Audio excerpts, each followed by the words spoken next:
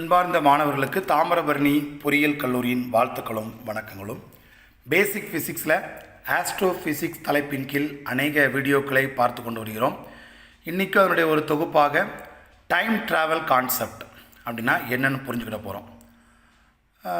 நம்ம ஃப்யூச்சருக்கு போக முடியுமா அல்லது பாஸ்ட்டுக்கு திரும்பி போய் நம்முடைய ஹிஸ்ட்ரியை மாற்ற முடியுமா அப்படின்னு யோசிச்சிங்கன்னா இந்த கான்செப்டுக்கு பேர் தான் டைம் ட்ராவல் அப்படின்னு நம்ம சயின்ஸில் சொல்கிறோம். ஆல்பர்ட் ஐன்ஸ்டீன் என்ற கிரேட் சயின்டிஸ்ட் சொன்ன ரிலேட்டிவிட்டி தியரி படி டைம் எல்லாருக்கும் ஒரே மாதிரி ஓடாது. ஒருத்தர் லைட்டு ஸ்பீடுக்கு அருகில் ட்ராவல் பண்ணால் சப்போஸ் அவருக்கு 5 வருடம் தான் ஆகும் அப்படின்னு வச்சுக்கலாம். ஆனால் எர்த்தில் 50 வருடம் கூட கடந்திருக்கலாம். இதுக்கு பெயர் தான் டைம் டைலேஷன்.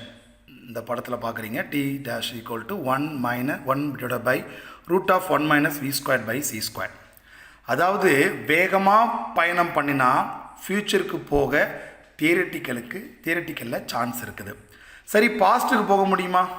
சயின்டிஸ்ட் சொல்கிறது படி ஓம் ஹோல் என்ற ஒரு ஸ்பேஸ் டனல் இருந்தால் கடந்த காணொலியில் நம்ம பார்த்துருக்குறோம்.